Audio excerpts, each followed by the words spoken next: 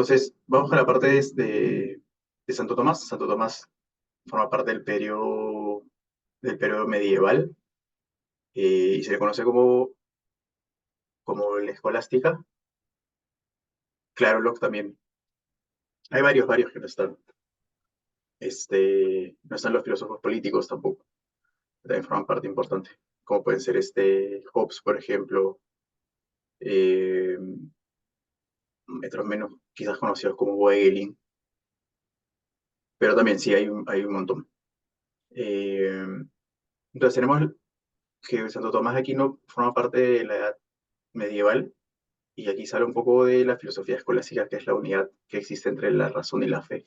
Entonces, tanto San Agustín, desde Platón, y, y Santo Tomás, tomando a Aristóteles, van a buscar generar esta relación entre fe y razón. No van a tratar de encontrar ese vínculo. Entonces van a tratar de sustentar un poco sus pensamientos en relación a los fundamentos filosóficos, encontrando que tengan sustento, digamos. No, Santo Tomás nació en el 1224, cerca de un pueblo de Aquino, en la región de Italia del Lacio. Y se formó en gramática, teología, literatura, arte. Fue verdaderamente un prodigio. Tomás desde joven, luego pasaría a estudiar en la Universidad de Nápoli, historia de Derecho, filosofía, y en ese momento se toparía entonces con el, el genio de Aristóteles. Y acá hay una cuestión histórica porque por el tiempo y espacio en el que se encontraba Tomás, había mucha influencia en las universidades en relación al pensamiento de San Agustín. Pues San Agustín es antes de Tomás de Aquino, de San Agustín, y, y esta unión que había tenido con el neoplatonismo. Entonces, Agustín habla mucho acerca de Platón en cuanto a la fe y la razón. Eh, de hecho, para San Agustín está la idea de que existe una subsistencia desde la fe, de que la fe, mejor dicho, pone a la razón en la verdad del objeto. O sea, la fe es necesaria para la razón. Y para Santo Tomás, esta cuestión entre relación filosofía y fe va a ser diferente, porque va a entender que hay una autonomía entre ambas, ¿no? Eh, pero digamos que había mucha influencia del neoplatonismo en este momento. Entonces, y era también por una cuestión circunstancial de que los escritos de Aristóteles todavía no habían llegado completos, y además lo que se tenía de Aristóteles había sido, por así decirlo, distorsionado o sea, sus pensamientos de alguna u otra forma, sus escritos, no estaban tan ad hoc a lo que él había escrito, por traducciones con diferentes filósofos. Caberroes es uno de ellos. Entonces, no había como un entendimiento real de lo que Aristóteles presuponía en algunos de sus trabajos. Pero Tomás de Aquino va a tomarlos y va como a resignificar la filosofía de Aristóteles en cuanto a la fe cristiana. Entonces hizo un trabajo de adaptación, digamos, de Aristóteles al cristianismo. Por eso es que se le dice que Aristóteles, perdón, Santo Tomás de alguna u otra forma como bautiza a Aristóteles, ¿no? Y de la misma forma que Agustín lo hace con Platón. Luego se convertiría en profesor en la Universidad de París, y eh, Tomás tiene esta curiosidad de que dejaría de escribir un año antes de su muerte, en 1274.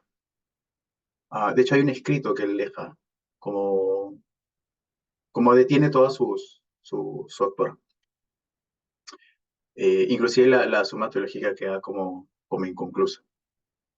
Y finalmente muere, ¿no? Por ahí han salido algunas teorías en cuanto a que no es una muerte natural, sino como que se le...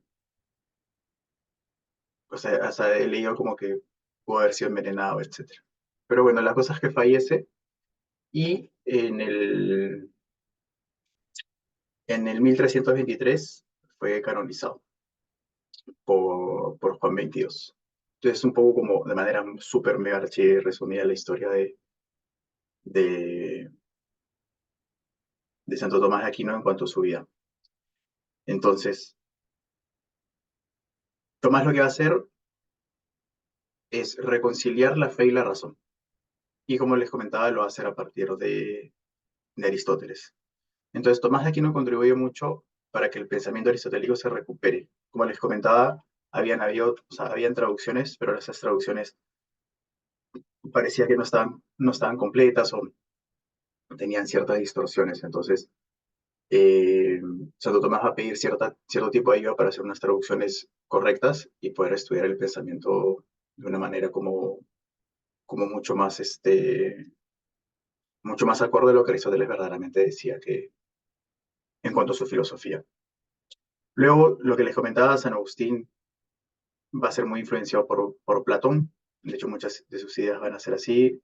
El neoplatonismo nace en algún momento empieza a darse forma con Plotino, eh, que de hecho Plotino justo lo veía esta semana en clase, pero por un tema más de estética de arte que por un tema de filosofía y fe.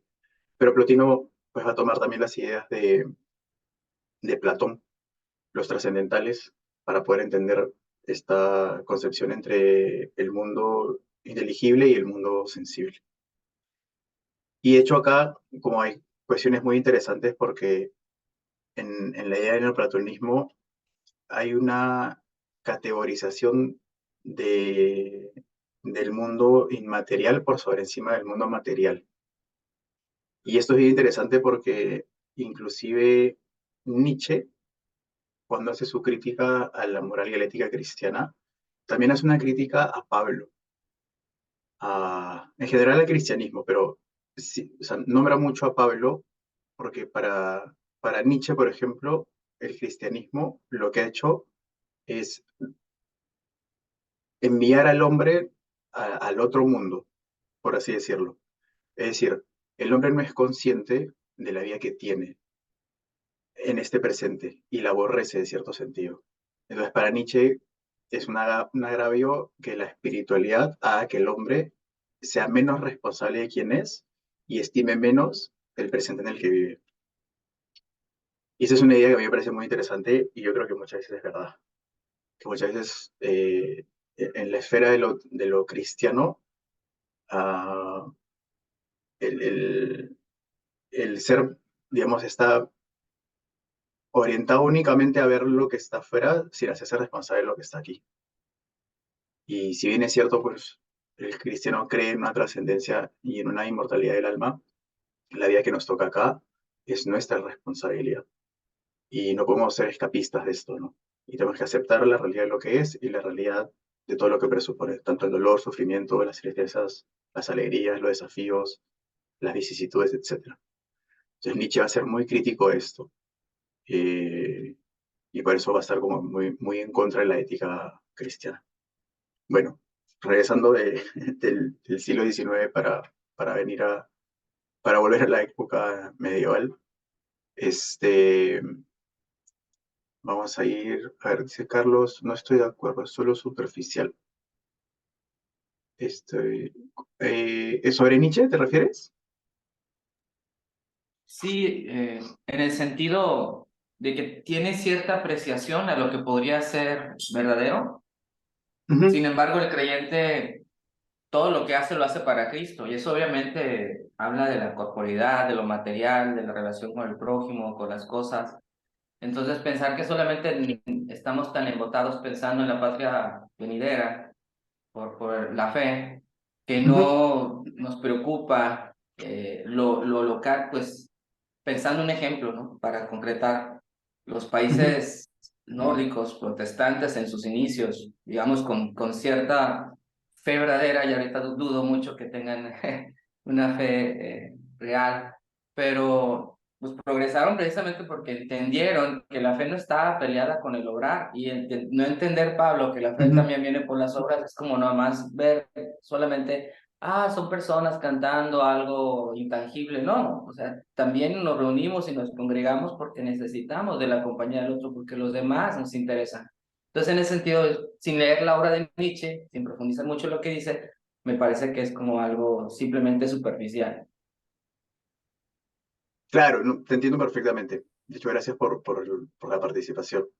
Sí, por supuesto. De hecho, pero claro, sí te entiendo lo que dices y es súper cierto, pero eh, Nietzsche lo que también está haciendo es, o sea, Nietzsche como hijo de su tiempo, lo que está haciendo es una crítica en ese momento también del cristianismo en cuanto a la realidad que ve.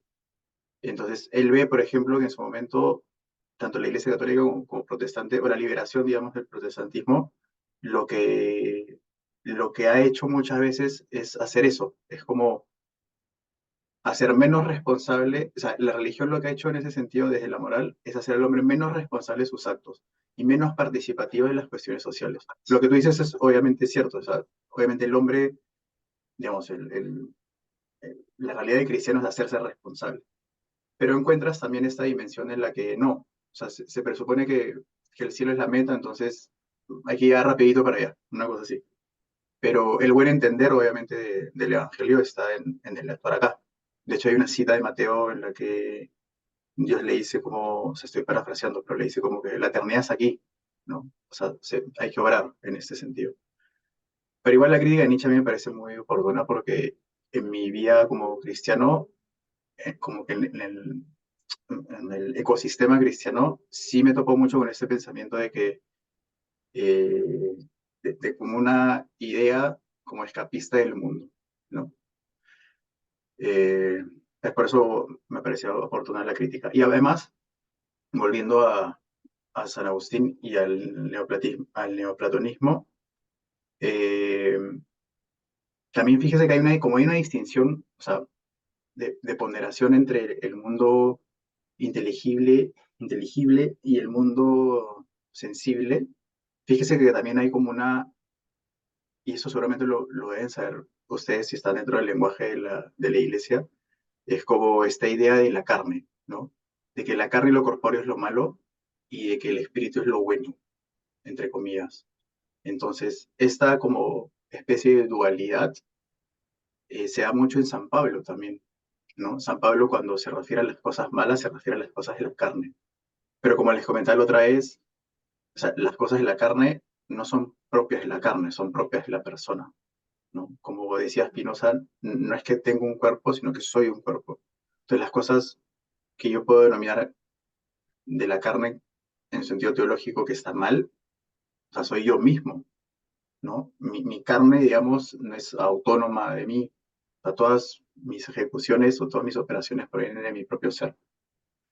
Entonces también es un poco cómo se juega el lenguaje con estas cuestiones, ¿no? Y esto es muy del lenguaje de iglesia, porque yo he escuchado, por ejemplo, hasta hoy día como en prédicas o mensajes como hay que, hay que luchar contra la carne, ¿no? Como esta idea.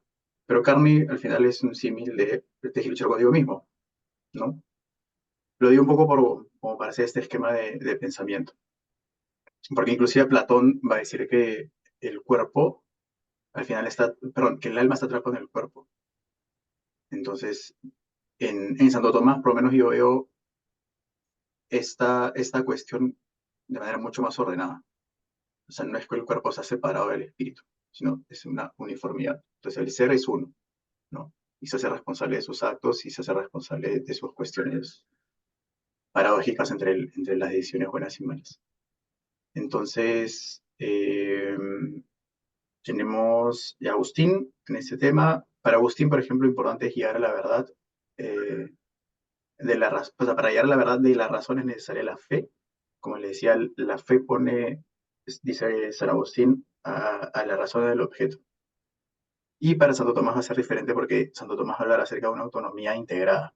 Es decir, la razón o los temas de filosofía y la fe, este, apoyada también por el tema de la revelación, proceden de forma autónoma. Entonces, los pensamientos en ese sentido, filosóficos, teológicos, van a variar un poco entre ambos autores.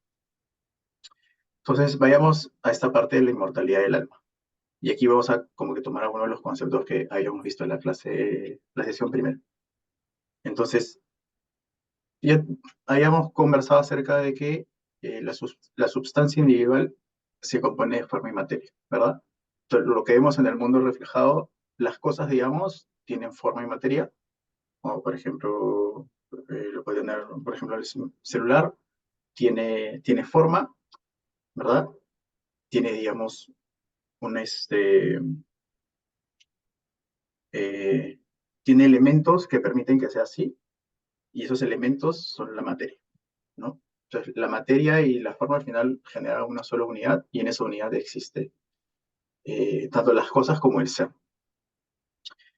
Entonces, por ejemplo, ¿no? Para contextualizarlo, un trozo de madera que es quemado pasa por un proceso de transformación, en donde algo se pierde y algo queda, ¿no? Si quemamos un trozo de madera que puede tener como esta dimensión rectangular y lo pasamos por fuego, al final la materia se va a terminar deteriorando o se va a terminar convirtiendo en otra cosa, ¿no? Que es en carbón. Entonces, el principio de permanencia vendría a ser parte de la materia. Entonces, hay un deterioro de, de la materia y transformación de materia. Y el principio de cambio forma parte del acto. Entonces, estas dos potencialidades del acto de ser y la parte potencial de lo que puede llegar a ser forman parte de las cosas, ¿no? Entonces hay transiciones en las cosas. Eh, lo que en un momento puede ser un pedazo de piedra, finalmente podría convertirse en una escultura, por ejemplo.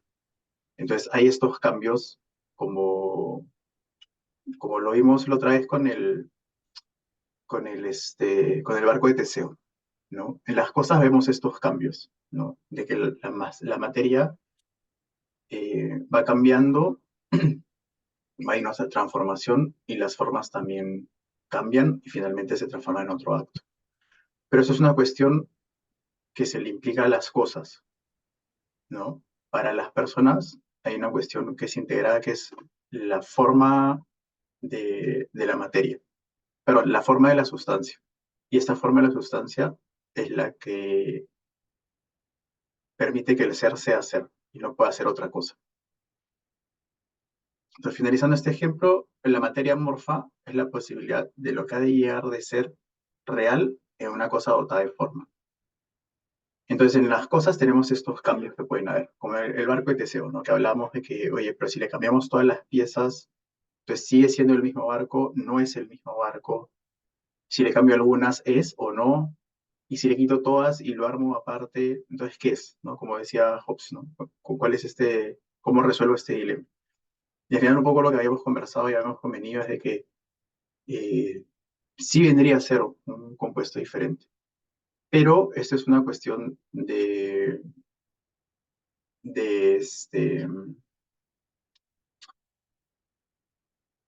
le había puesto un nombre, pero me había olvidado, que tiene que ver, digamos, con los elementos, ¿sí? No con cuestiones que tienen que ver, por ejemplo, con el ser, o con las cuestiones que son animadas, como pueden ser las plantas o pueden ser los animales. Entonces hay una diferenciación entre esos dos elementos.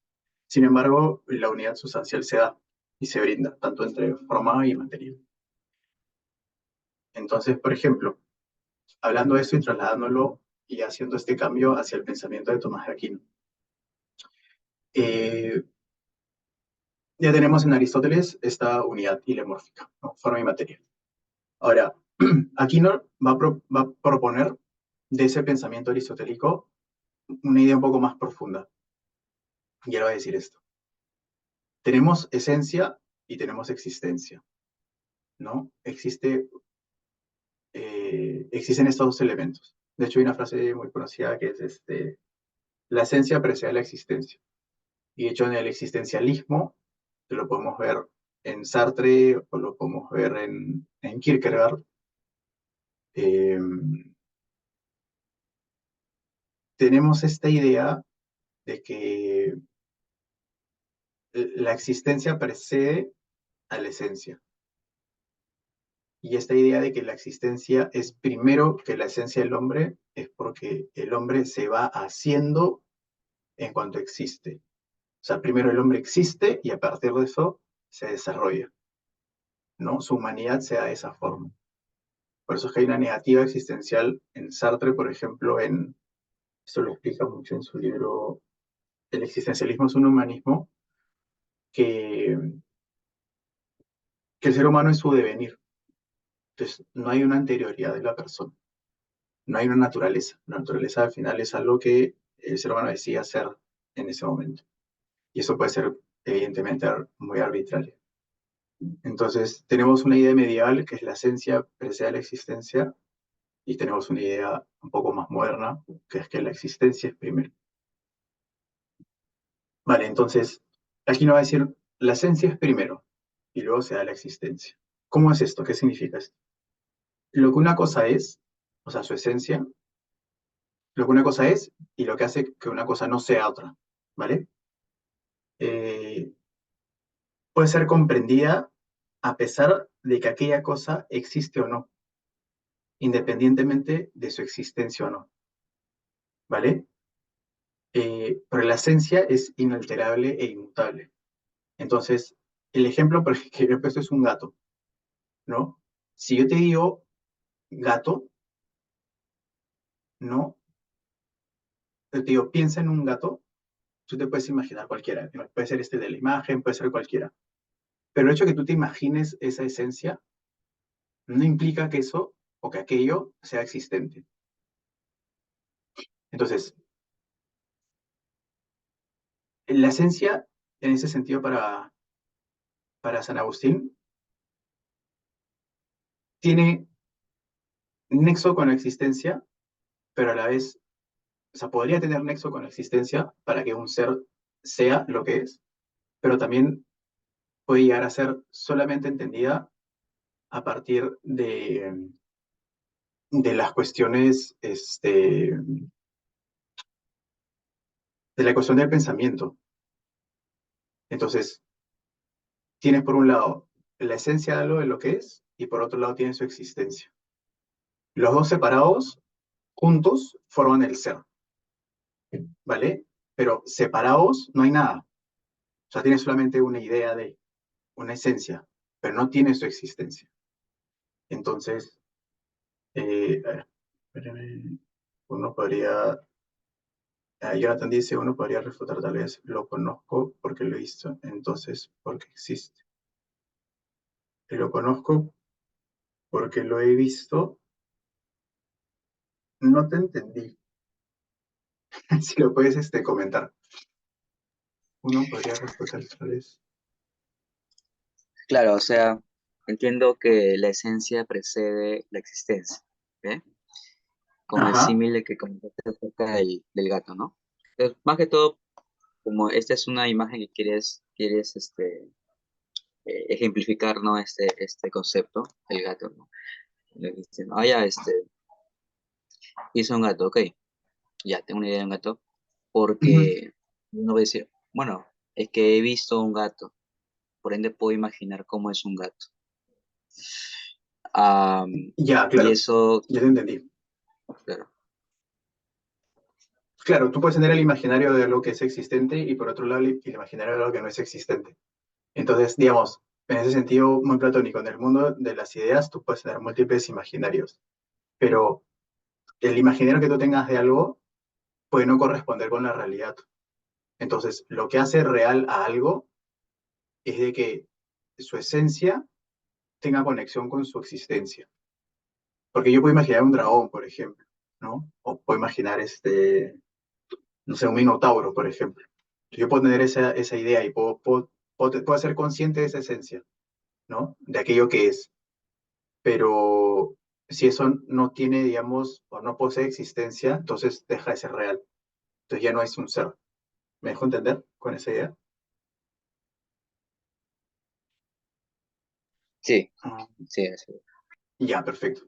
Entonces, lo que aquí nos va a decir es de que acá hay una correspondencia del alma humana para con el hombre. Y porque el hombre al final es su esencia y su existencia, ¿no? Eso es lo que hace que algo sea. Y, pero mi existencia no se da por mí mismo. O sea, yo no me doy a mí mismo existencia, ¿vale? O sea, mi esencia no me da a mí mismo el existir. Yo necesito que, como yo soy parte de un ser contingente, yo no me puedo dar a mí mismo mi propia existencia. Entonces, yo poseo una esencia, pero esa esencia en algún momento tiene que ponerse como en acto. O sea, alguien me tiene que dar la existencia a mí, ¿vale? Y esa composición es la que está integrada en el hombre y ahí está la parte del alma para Santo Tomás. Entonces, justo lo vamos a ver un ratito, pero la importancia de la participación, que es un concepto como de... La participación es como... La definición más precisa es como... Espérame, lo voy a apuntar acá como para tenerlo.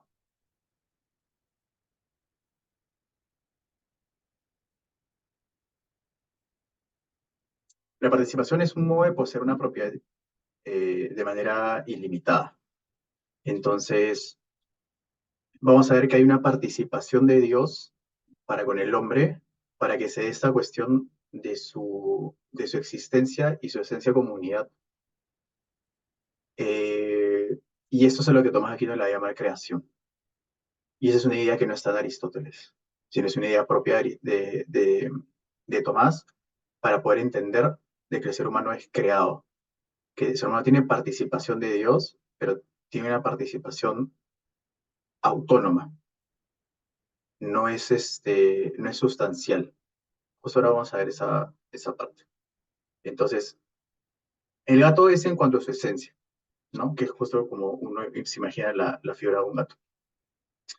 Se comprende entonces que la esencia retrata una forma de ser en potencia, ¿no? Y que para existir tendría que ser actualizada por alguien. Entonces, si yo les digo, oye, imagínense un gato, yo me imagino, por ejemplo, no sé por qué se me viene la idea de estos gatos gorditos siameses. Un amigo tiene como tres de esos gatos, entonces, como me acuerdo de gato, me acuerdo de ese. Entonces, si yo hago ese ejercicio de acordarme de uno, me voy a dar con este imaginario. Entonces, en mi imaginario eso tiene forma, ¿no? Tiene forma y tiene materia en mi mente, digamos, yo lo estoy proyectando así. Entonces, lo que dice acá Santo Tomás es que se comprende entonces que la esencia retrata una forma de ser en potencia. O sea, aquello que yo estoy imaginando podría ser, pero yo no lo puedo o sea, yo no lo puedo hacer existir al gato, solamente lo puedo pensar con su forma. Entonces, lo que aquí nos dice es que la esencia retrata una forma en potencia y que para existir tendría que ser actualizado por alguien o algo que le diera existencia. Entonces, porque nada puede ser causada por su propia existencia. Entonces, el ser humano, en ese sentido, tiene una esencia que hace que el ser humano sea lo que es, pero tiene que haber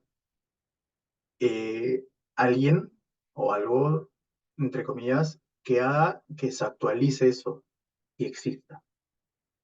O sea, tiene que haber este poder de actualización. Y si hay un poder de actualización en el hombre, como dice aquí, ¿no? Esto se da a través de la participación. Y para que exista el hombre, en ese sentido, eh, aquí no dice que Dios está en participación del ser, porque Dios es causa de todo aquello que existe y que es verdad. Entonces, ¿cómo es que hay este nexo entre la creación de Dios con el hombre y de Dios siendo ser? Porque para Tomás de Aquino, Dios es ser subsistente, o sea, es causa de su propio existir. Entonces, en Dios encontramos que esencia y existencia están en el mismo. Dios, o sea, la existencia de Dios es su esencia, ¿no? Y en el hombre no hay eso. En el hombre no encontramos que el hombre se pueda hacer a sí mismo.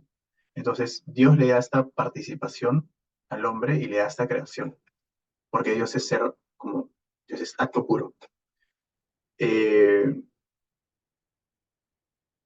Todo el que participa de algo lo recibe como sujeto de una propiedad, y esa propiedad actúa como acto.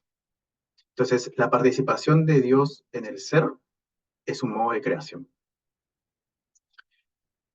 Eh, y esa es la idea que sustenta Aquino en relación a la vida del ser humano y la participación del alma en la persona, como, como atribuida por parte de Dios, dándole existencia a la persona.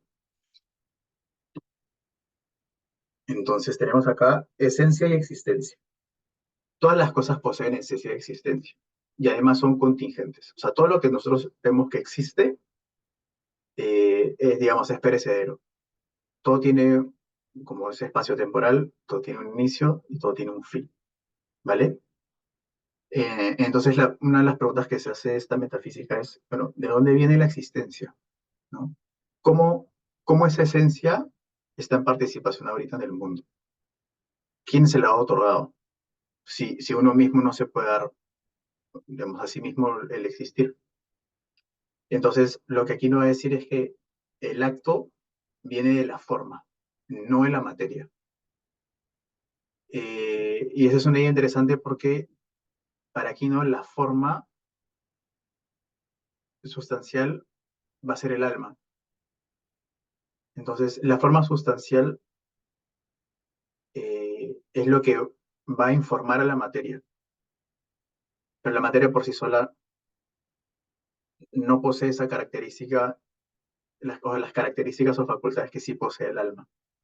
Porque, por ejemplo, la idea de los pensamientos o el pensar o las ideas de la razón no son propias de lo corpóreo, pero en el ser humano sí son necesarias en lo corpóreo. Pero cuando tú piensas en algo y dices, oye, creo que, no sé, por ejemplo, creo que hoy debería ir al gimnasio.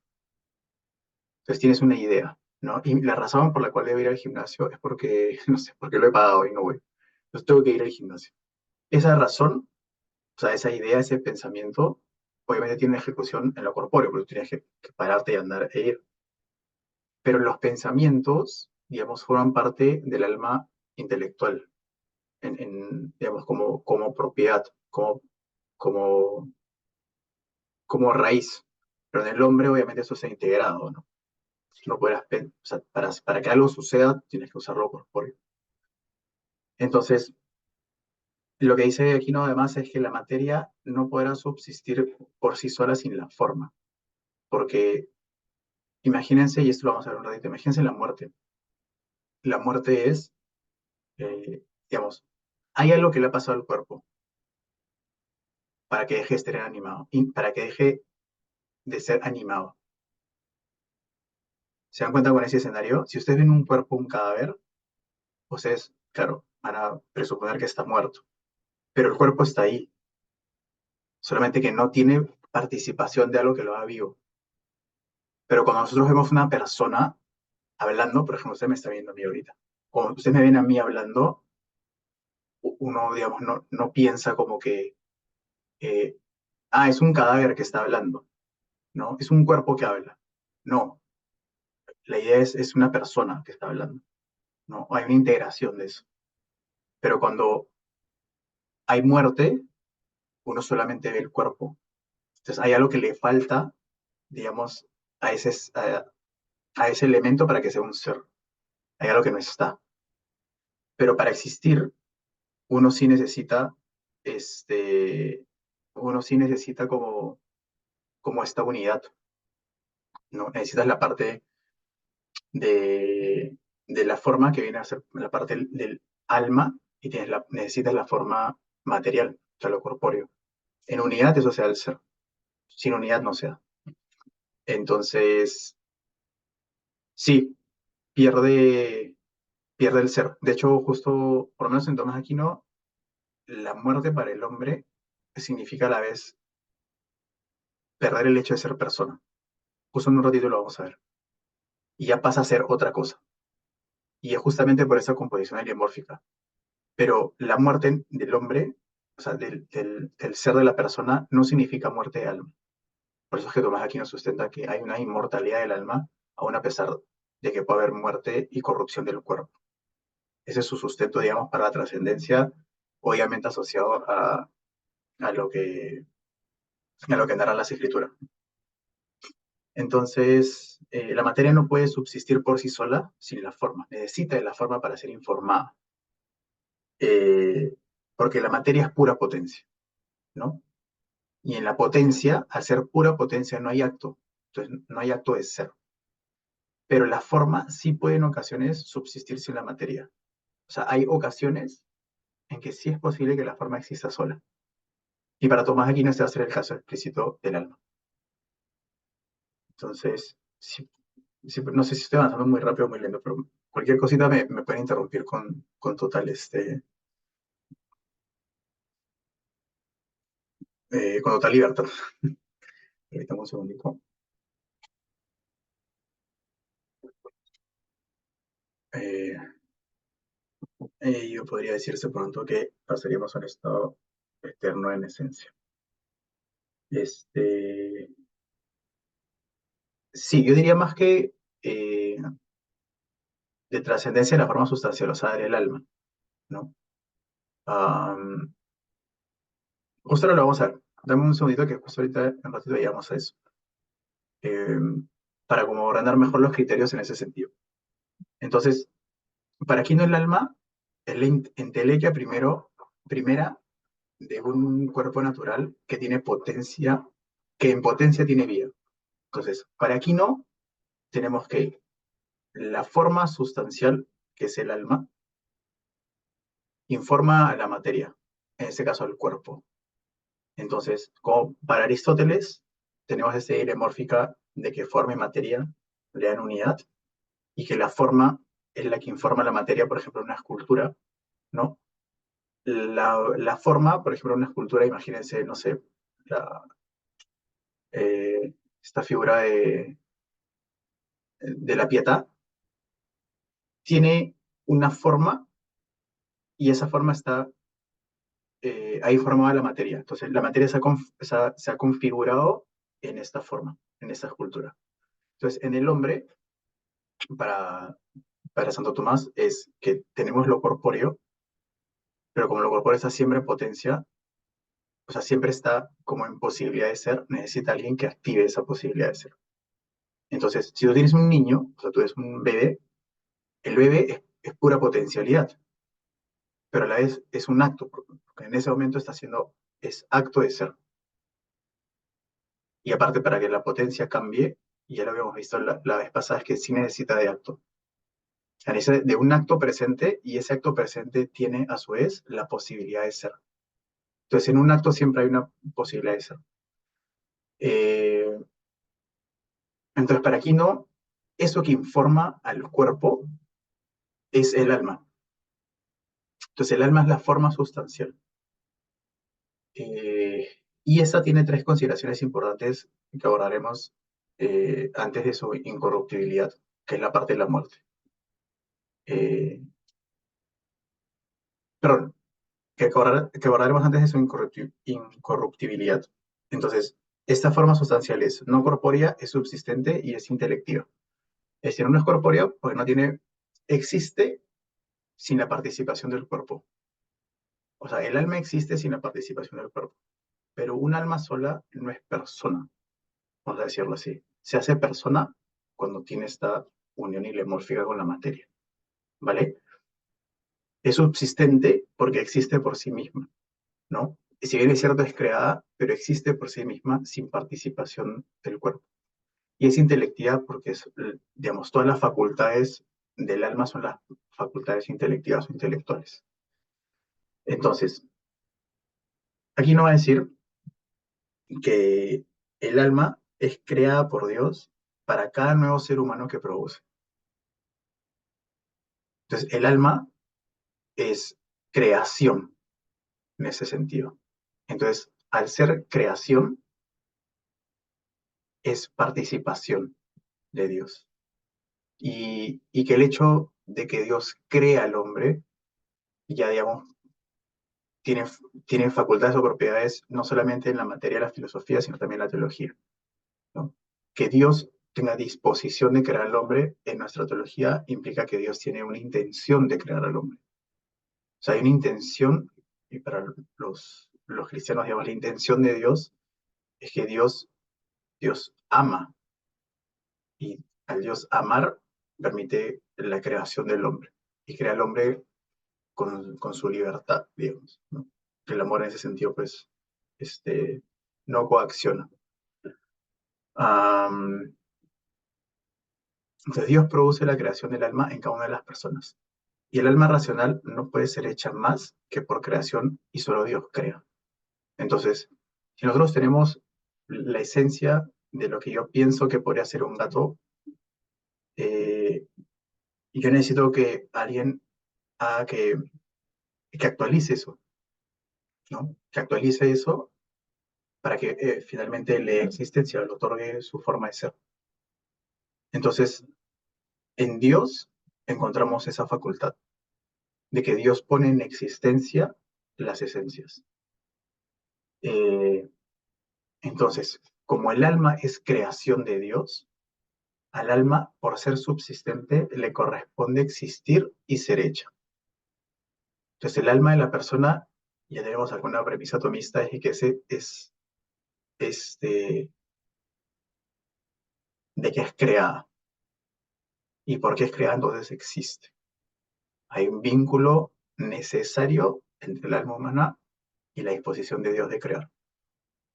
Entonces ahí tenemos como un argumento filosófico, teológico de que toda, vamos a decir que todo alma al final termina como aterrizado en un ser, ¿no? Pero todo ser, digamos, es creación de Dios, en ese sentido. O sea, no hay persona que no sea creada por Dios, ¿no? Para decirlo así. De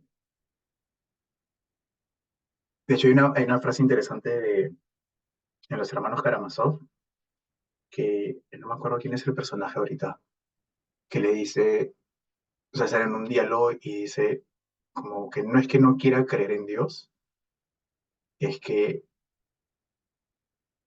no quiero creer que sí, creo que la idea es como, perdón, déjame reformular,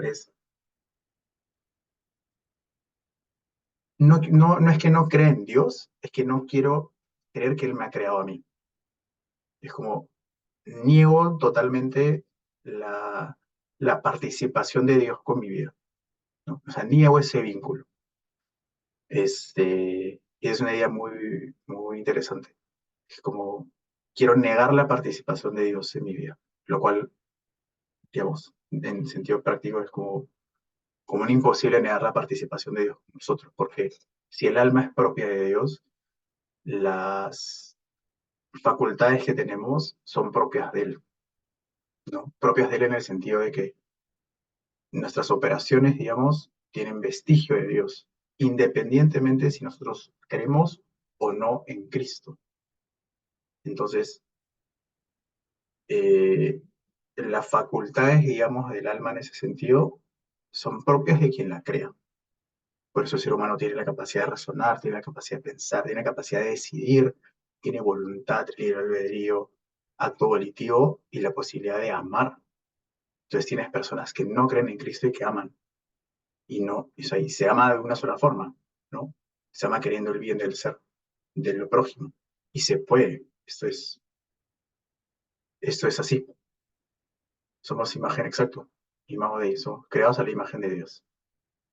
Entonces, somos participación en ese sentido. Entonces, el alma surge y no es una herencia biológica, ¿no? No hay como, como algo netamente material, biológico, corpóreo, que pueda generar un alma, ¿vale? Por eso es que para Tomás la esencia precede a la existencia. La esencia, aquello que es, deriva en su existencia, en su modo de ser, ¿no? En las operaciones y facultades que puede hacer. Entonces un hombre tiene sus facultades cuando es niño en potencia de ser, pero las posee por su naturaleza, por su esencia, por aquello que es y por aquello que no podría ser. Entonces, Santo Tomás dice, el alma no surge en una herencia biológica, el alma se produce y se da. Ahora, paréntesis a esto, eso es un enorme, gigantesco misterio sin resolver. Solamente Dios puede saber en qué momento del vínculo, vamos a decir, corpóreo, es que se otorga el alma. Eso es como una cuestión, eh, digamos, que queda en misterio para saber en qué momento exacto se da, ¿no? La participación de Dios en esto. Eh, pero entonces el alma es una creación divina, ¿no? En ese sentido. Hay una divinidad en la creación del alma de la persona. El alma entonces es sustancia de Dios, pues solo Dios está, pues solo Dios es acto puro. El alma, su esencia, no es su mismo ser, sino un ser por participación. Entonces esto es bien importante, digamos, en la cuestión metafísica de, de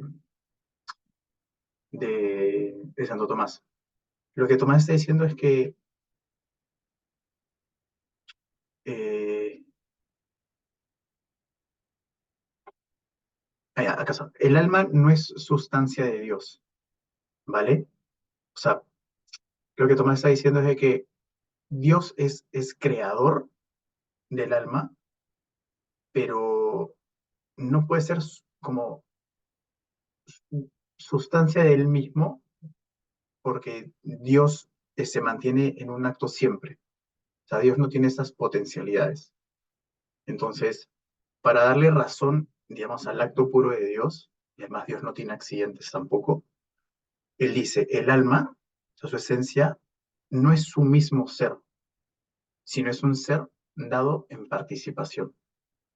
Entonces, los elementos facultativos que tiene el alma humana, como el pensar, como el razonar, como el decidir, todas esas propiedades se dan de Dios para con el hombre en participación, no en sustancia en sí, porque sustancia en sí sería como replicar a Dios, vamos a decirlo como en una manera más sencilla, y Dios no se puede, no, sí, replicar en ese sentido. Pero Dios sí lo que puede hacer es otorgar creación de, ¿vale? Entonces, la esencia conserva su unidad en cuanto es creación y conserva sus facultades intelectivas en cuanto es participación de Dios. Dios participa del ser, pero participa del ser además de manera, o sea, participa en el ser con ciertas limitantes, vamos a decir, porque el ser humano al final es un ser autónomo. Entonces hay decisiones que tú hoy tomas que están correspondidas por tu modo de ser y no tienen injerencia sobre Dios. De hecho, inclusive, imaginemos la parte del pecado, ¿no? El pecado, de hecho, el pecado es un tema muy interesante teológico y también tiene como sus ramificaciones, eh, o sea, sus influencias en la filosofía. De hecho, para Santo Tomás, el pecado tiene que ver con el acto de la voluntad. Eh,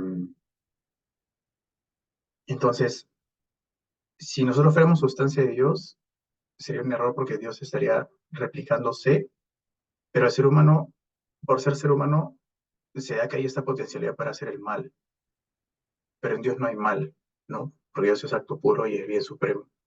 Entonces, la posibilidad que tiene el hombre de poder, la posibilidad que tiene el hombre de elegir mal, se da a partir, además, de esa naturaleza que uno entiende teológicamente como que es un estado del ser, que no es perfecto, que no es puro. Ah, pero el alma, que es creada de Dios, sí se mantiene en unidad con ese ser, que tiene además la posibilidad de poder equivocarse o de errar. Entonces ahí está claro, si no cualquier cosita me comentan. Ya, se pasó, ya está.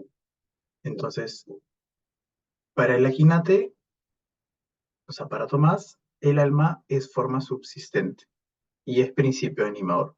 ¿Por qué es principio animador?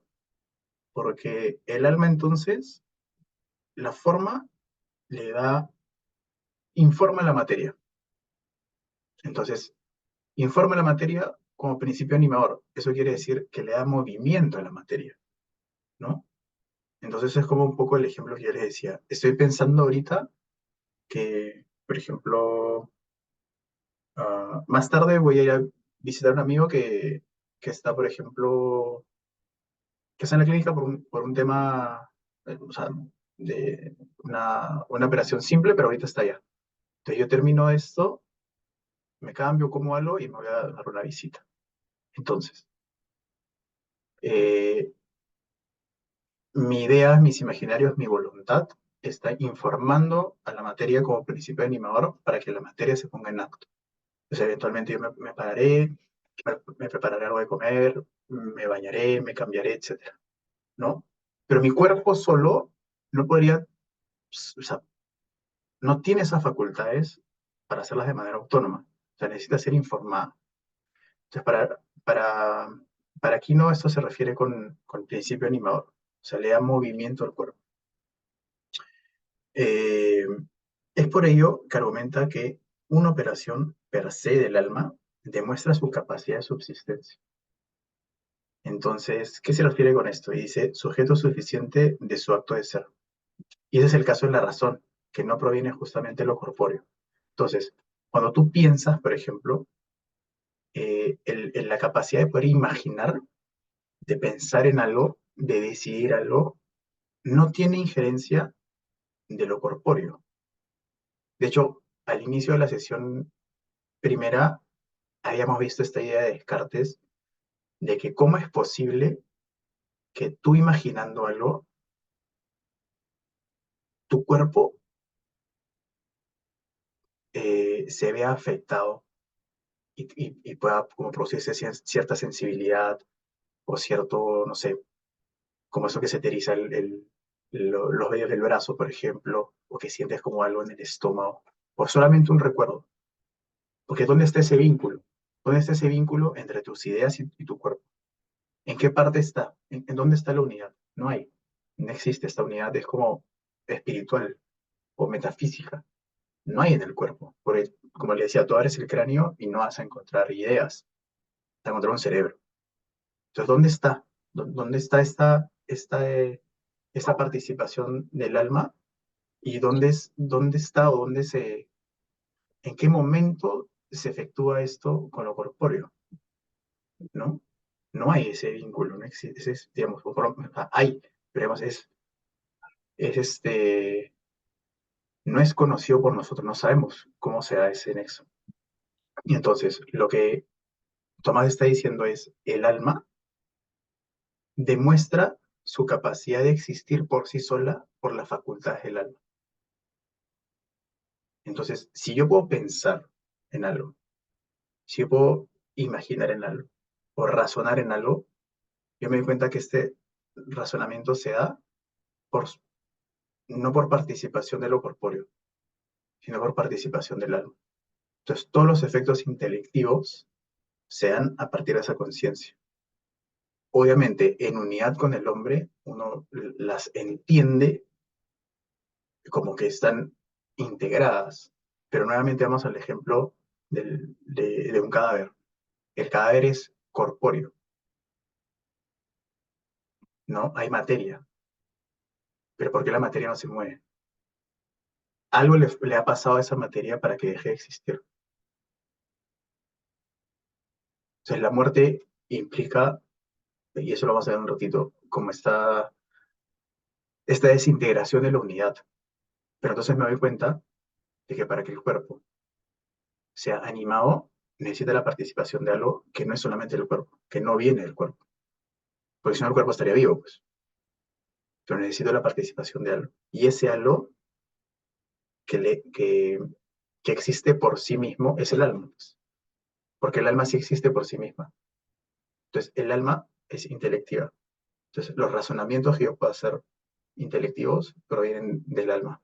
Entonces, esto me da mi argumento para decir, entonces el alma subsiste por sí misma, ajena al cuerpo. Basta con hacer el ejercicio de separarlos, ¿no? Tú separas en la muerte, por ejemplo, y tienes solamente un cuerpo, ¿no? Un cuerpo inanimado y tienes el espíritu, que obviamente esto es una idea metafísica, ¿no? Pero por un poco la argumentación de Tomás Aquino uno puede entender de que el alma, haciendo como unión, fe y razón, tiene una trascendencia, aparte tiene una creación. si no, las cosas no existirían. Entonces, fíjese cómo Tomás de Aquino integra todas estas ideas filosóficas, metafísicas, en la unidad del ser, tratando de argumentar la fe. Es muy interesante, porque es como muy argumentativo lo que él propone. Es difícilmente de rebatir, además. Entonces, tenemos que el alma subsiste por sus capacidades. El alma, entonces, al ser de naturaleza intelectiva, proviene de un motor inmóvil. Ese motor inmóvil, que es lo que le decía Aristóteles, ese motor inmóvil es Dios para Santo Tomás, ¿no? Entonces, ¿por qué tiene que ser un motor inmóvil el alma? Porque Dios está en acto puro. Entonces, Dios, al ser acto puro, es creador y participa de la creación del alma intelectiva. Entonces, la naturaleza intelectiva proviene de un motor primero, y que a su vez, es motor móvil del cuerpo. Y este es el principio de vida, puesto que el cuerpo no es principio de vida. Entonces tenemos que, nuevamente, ese es el resumen. Hay un Dios y Dios crea. ¿Sí? Dios es motor inmóvil, acto puro, ser subsistente. Porque existe por sí mismo, porque su esencia y su existencia son uno. Entonces, ese ser es creador del alma. Y crea el alma para que el alma sea, eh, eh, para que el alma participe con el cuerpo, informe a la materia, y la materia se pueda mover. Entonces, por eso es que el alma humana es principio animador de la materia. Sin la materia, perdón, sin principio animador, solamente tenemos cuerpo. Eso es justamente lo que pasa con la muerte. Y acá está la última parte, que es el tema justamente de la muerte. Entonces, se dice así: el hombre, alma racional, al experimentar muerte por ser unidad sustancial, o sea, el hombre muere y esto es propio del ser, ¿no? Para nosotros es propio de la muerte, eh, la temporalidad del hombre. Entonces, hay que entender, en ese sentido, si el hombre es solamente su existencia y no hay trascendencia. Ese es el tema, digamos, con el concepto materialista de que todo lo corpóreo o lo material es lo existente. Entonces, si el hombre muere y no hay trascendencia, entonces se niega la posibilidad de algo. Eh, el hombre al experimentar muerte, por ser esta unidad entre alma y cuerpo, comprende una separación de dicha composición. Entonces, cuando el hombre muere, y hay una separación entre el cuerpo y el alma. Hay como una desintegración. Eso significa que el hombre deja de ser persona, porque persona es la unidad.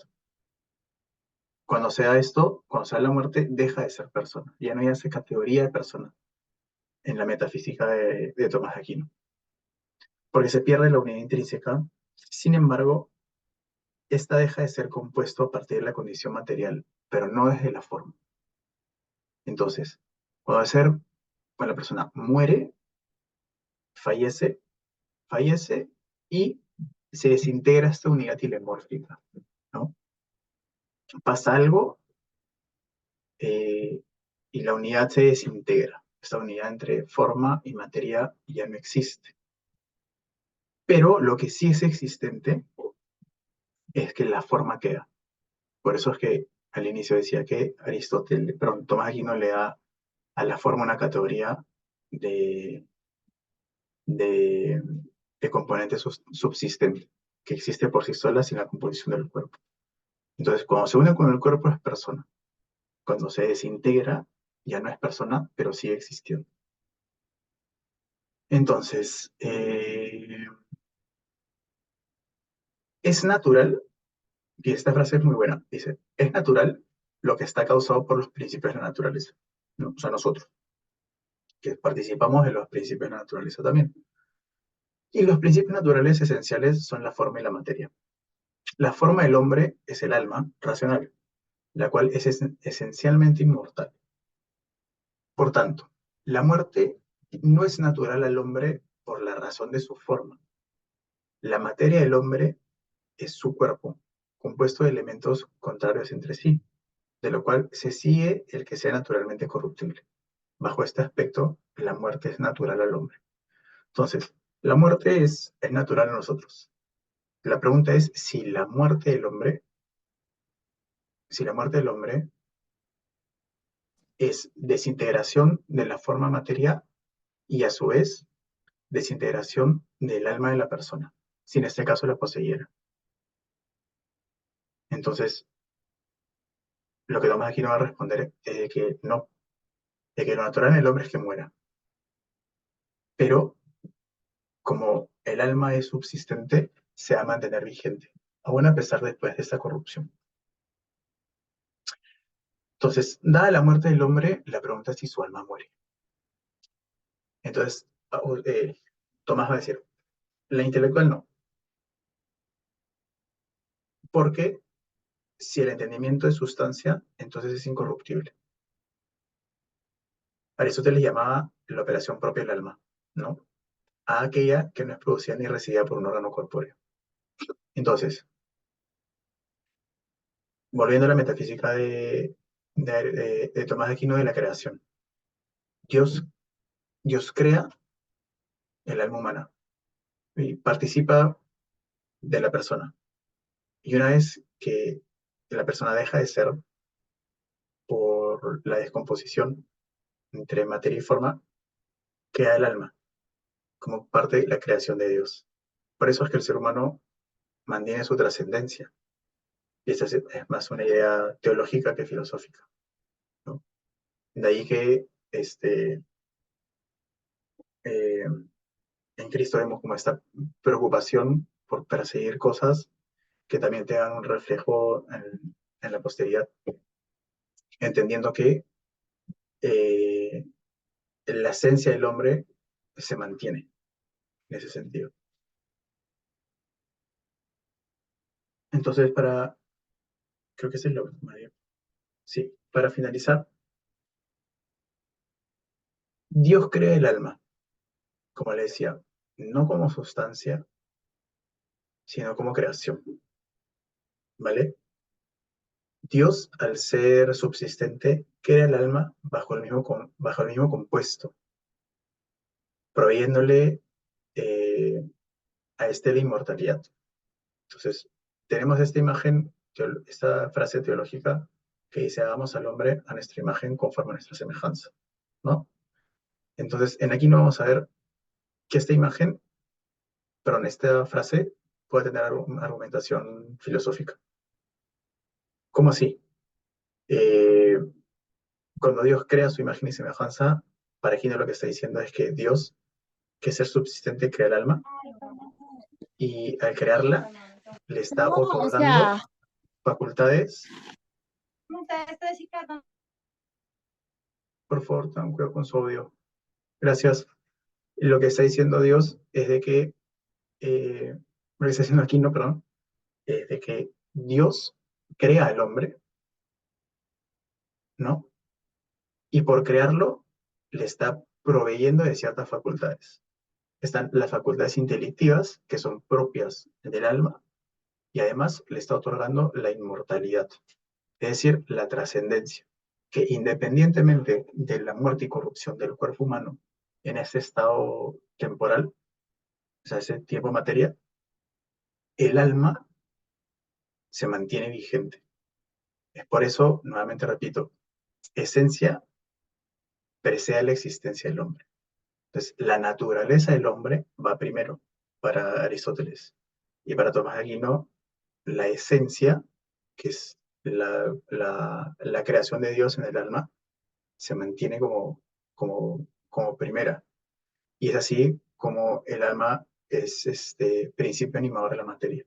Cuando están juntos, se hace compuesto de persona. Entonces, aquí nos va a decir además algo muy interesante, para mí muy bonito, en relación al alma y la participación de Dios. como tenemos en Génesis, hagamos al hombre a nuestra imagen y semejanza. Hagamos al hombre a nuestra imagen conforme a nuestra semejanza. Entonces, para Aquino, esto va a significar que el alma del hombre es a imagen de la Trinidad, de toda Trinidad, es decir, toda la Trinidad crea al hombre a imagen suya. Para Aquino, en Dios es ser, es una sola esencia, pero son tres personas. Es decir, hay una usía, que es una esencia, es lo que hace que la cosa sea, pero a la vez Dios tiene eh, tres hipóstasis que son las tres personas de la Trinidad, que es Dios Padre, Dios Hijo y Dios Espíritu Santo. Entonces, cuando Aquino en la Suma Teológica habla acerca de la Trinidad, está hablando acerca de que es un mismo Dios, pero tiene esa participación de estas tres personas en sí mismo. Entonces, ¿por qué para Aquino esto es importante para casar Génesis y la participación en el hombre? Porque él va a decir, cuando Dios crea siendo esta Trinidad, no solamente siendo Dios, sino siendo los tres. Entonces, Tomás excluye al cuerpo de la condición de la imagen divina, afirmando que en él hallamos vestigio de Dios. Entonces, la creación del alma del ser humano para Tomás de Aquino viene por parte de esta composición de Dios de ser un Dios trino, con una sola esencia. Entonces él va a decir esto. Tomás de Aquino justifica que la naturaleza intelectual es a imagen de Dios. O sea, las posibilidades que yo tengo, que es lo que le decía, lo que me provee Dios en la creación y su participación es la parte intelectiva, la parte de la razón, eh, que es propio de Dios. O sea, la parte de razonar, pensar de la voluntad es propia del Creador. Y ahí va a decir esto. eh, Nuestra razón, nuestra facultad, nuestra naturaleza intelectual es a imagen de Dios porque puede imitar a Dios en lo que es más propio de este último, conocerse y amarse. Entonces, lo que está diciendo aquí en relación a la creación del alma y a la creación del hombre es de que Dios en sus tres personas se aman entre sí. O sea, Dios es una unidad y un compuesto de amor. Entonces, como Dios vive en amor entre estas tres personas, eso, haciendo paréntesis, obviamente eso es un misterio de la fe, pero como vive en amor, ¿no? Eh, Dios además tiene este conocimiento de sí. Así, la imagen de Dios es la aptitud natural del hombre de conocer y amar a Dios. Es decir, Dios en su amor trinitario le brinda al hombre la facultad de a sí mismo poder amar y amar a Dios. Y amar también en el sentido de a su prójimo.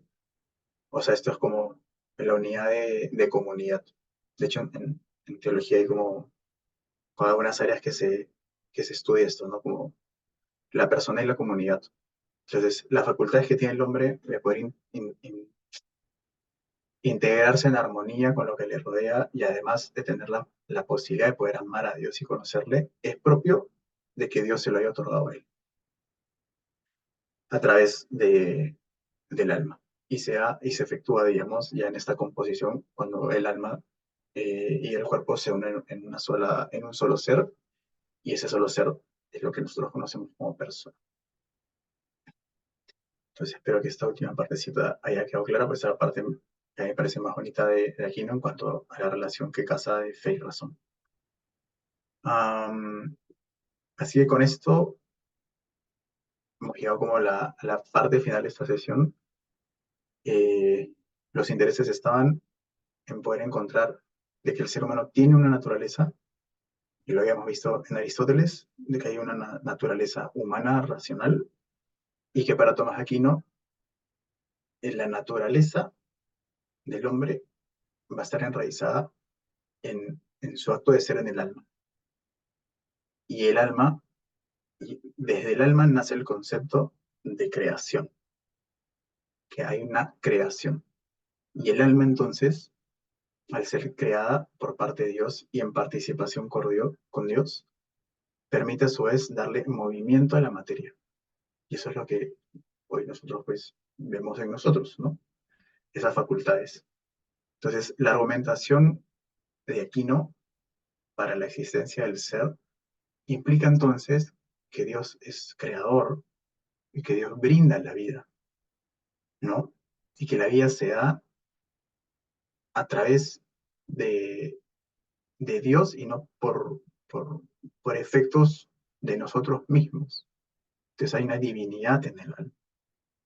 Entonces esto es una idea que además presupone ser quizás para nuestro tiempo como revolucionaria, porque implica que el ser es más que solamente su parte corpórea, ¿no? Entonces, hay algunas otras filosofías que presuponen que el hombre no, que el hombre es solamente lo que es en ese momento y al final no hay ninguna participación espiritual después de la muerte. Pero para Santo Tomás esto no va a ser así. Esto forma parte de su argumentación y es creo que, vamos a decir, para los cristianos, el, el que aquí no haya podido hacer estos ejercicios intelectuales con la fe, también nos brinda a nosotros la posibilidad de poder encontrar argumentación a lo que creemos y una respuesta frente a invisibilizar quizás que la persona es solamente lo que sus cuestiones sociales o estructurales dicen que es, y quizás delimitar la vida solamente a un tiempo muy específico, o arbitrariamente decir que no, esas personas no son personas por sus operaciones, que era lo que habíamos visto al inicio.